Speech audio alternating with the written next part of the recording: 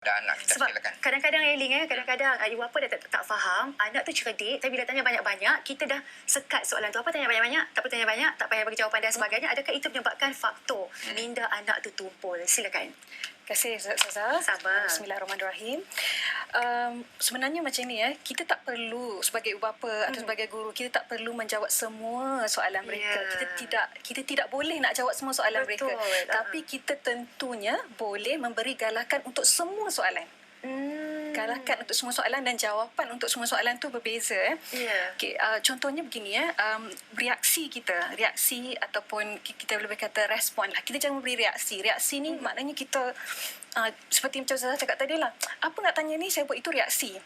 Respon maksudnya kita berespon, memberi galakan kepada soalan tersebut. Kita boleh sebenarnya memberi galakan dengan cara memberi soalan semula kepada mereka.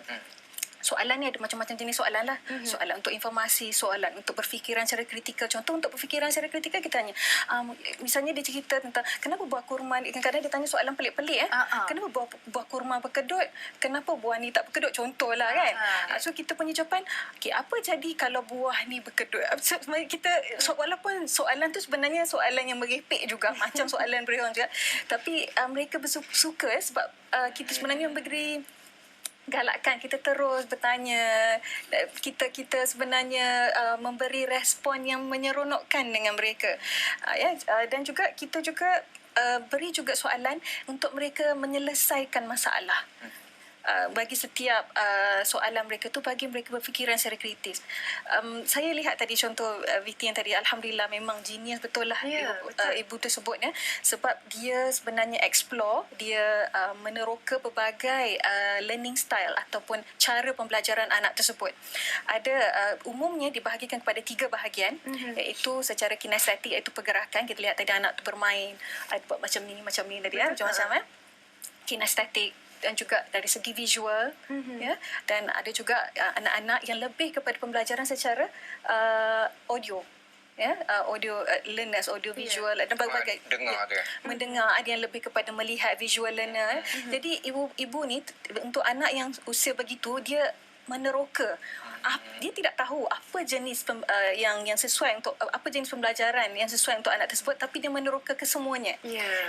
Itu sebenarnya yang kita patut beri perhatian. Kadang-kadang kita ni ingat, okey, kita dah letakkan video contohnya, belilah video-video pembelajaran, jadikan video tu macam babysitter kan. Letak anak kat situ, kita rasa dah belajarlah tu anak tu sebab video ni bagus kan. Tapi itu mungkin pembelajaran dari segi visual sahaja. Dan bagaimana pula tentang kita, respon kita dengan anak, komunikasi dan sebagainya, kita tak meneroka bidang tersebut dengan anak-anak. Baik, terima kasih kepada Puan Zaliza. Baik, Ustaz nak tanya kepada Ustaz Said. Tadi kita dengar Puan Zaliza dah cerita macam-macam dah. Tanya Puan, macam mana kita nak meningkatkan kemahiran berfikir untuk anak jenis supaya mereka mampu menghadapi cabaran di zaman moden kita. Silakan. Sebenarnya bila Ustaz kata Al-Quran tadi, Al-Quran tu semua sebenarnya dah sangat lengkap untuk meningkatkan IQ atau pemikiran anak. Kita lihat ini, bila kita sebut kemahiran, kita selalunya beri fokus pada bidang akademik. Kemahiran maksudnya berfikir akademik saja, pelajaran atau subjek. Tapi bila kita lihat dalam Quran, terkandung pelbagai jenis kemahiran sebenarnya di situ yang boleh untuk dijadikan untuk kita fikir. Kemahiran untuk menyelesaikan masalah. Masalah tu bukan sekadar masalah matematik. Bila kita lihat pada zaman ini, banyaknya zaman pakai buang. Bila ada masalah, buang. Cari sesuatu yang baru. Kalau kita lihat seperti pasangan macam ustaz dengan ustazah ni, apabila ada masalah tu perlu diperbaiki. Itu satu kemahiran. Kemahiran lagi satu lagi adalah kemahiran untuk membuat pilihan. Di zaman yang ada banyak pilihan ni, Friends banyak Facebook, YouTube dan sebagainya. Semua, kan? Kemahiran untuk membuat pilihan tu bagi saya adalah sangat penting. Bagaimana kita mendidik anak untuk membuat pilihan. Kita perlu tunjukkan buruk dan baik, kita perlu beri penerangan untuk buruk dan baik, dan itu semua sebenarnya kalau kita lihat di dalam Al-Quran, tentunya Ustaz Nasrullah lebih arif, ada terkandung cerita-cerita yang buruk dan baik, kiri dan kanan, golongan kiri, golongan kanan. Kemahiran untuk berdikari juga, untuk tidak bergantung pada orang lain, untuk berdikari, untuk membuat sesuatu dengan sendiri, dan berdikari ini juga bermaksud kita tidak bergantung pada yang lain, tapi kita iyyaka na'budu wa iyyaka nasta'in, hanyalah kepada Allah.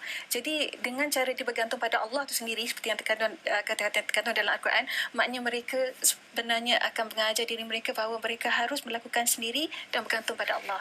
Ya. Jadi itu sebenarnya antara kemahiran-kemahiran untuk untuk mendidik anak kita supaya berfikiran yang lebih matang. Ya, jadi kita tidak fokus kat sini bila kita kata meningkatkan kemahiran IQ, kita cuma fikir macam mana dia nak score A, itu macam sahaja. mana dia nak dapat nombor 1. Itu yang kita sebut di awal tadi, genius Dan takwa kita yang nak tadi tu.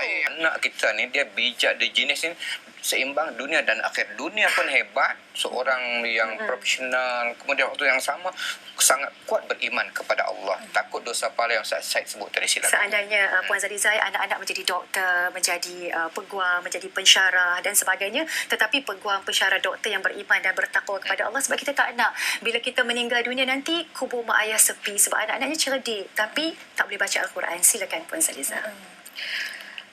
Pertama sekali sebagai ibu bapa, saya mengingatkan diri saya sendirilah, saya. dan saya lihat contoh-contoh ibu bapa yang genius ni.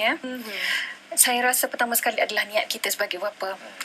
Bila kita marah, adakah kerana Allah? Bila kita menangis untuk anak tu, adakah kerana Allah? Bila kita menegur dan sebagainya, kita perlu kaitkan kerana Allah. Bermula dengan niat kita. Dan daripada niat tersebut, jadi apa yang kita lakukan untuk mereka adalah berkait dengan Allah. Ini termasuk juga apabila kita mengajar mereka pelajaran, kita tolonglah dia punya homework, ya, dia punya kerja rumah. Contohnya matematik misalnya, bila kita kata satu, jadi kita akan sebut Allah itu satu. Kita kaitkan juga dengan Allah, ya, kita kaitkan juga dengan agama, ya. Bila kita kata dua, bila kita ajar anak yang kecil, dua apa yang ada dua? Mata dua, telinga dua, ya. Bila kita ajar dua, jadi dua, Allah beri mata dua, kita kaitkan balik dengan Allah. Kan Allah beri mata dua untuk lihat benda yang baik, Allah beri telinga dua untuk dengar benda yang perkara-perkara yang baik. Kita jangan dengar muzik aja, kita kena dengar Al-Quran. Tangan dua, misal kaki dua. Jadi kita kaitkan untuk apa juga yang kita ajar mereka, kita boleh kaitkan dengan Allah. Kerana apa? Bermula daripada niat kita yang seimbang. Kita kata tentang seimbang. Dan akal anak-anak ni, manusia ni lah, bukan anak-anak je, akal manusia ni diberi satu kesempurnaan di mana manusia je yang ada akal yang boleh melihat bahawa setiap apa yang kita lakukan dunia ini, report cardnya adalah akhirat. Jadi ibu bapa sekarang ni sibuk report card di sekolah rendah, sekolah menengah, di tadika semua. Report card kita, ibu bapa, sebenarnya bukan di sini. Bukan ukuran dia sama ada anak kita jadi pensyarah atau jurutera dan sebagainya. Report card kita sebenarnya adalah di akhirat. Esok tengok kat mana lah, apalah jawapan, apa result report card kita. Terima kasih kepada Puan Zalizai. Maknanya itulah mana nawaitu kita, niat kita kerana Allah. Yang penting report card kita di hari akhirat. Ya, sebagai rumusannya juga daripada kami suami isteri, yang pertama sekali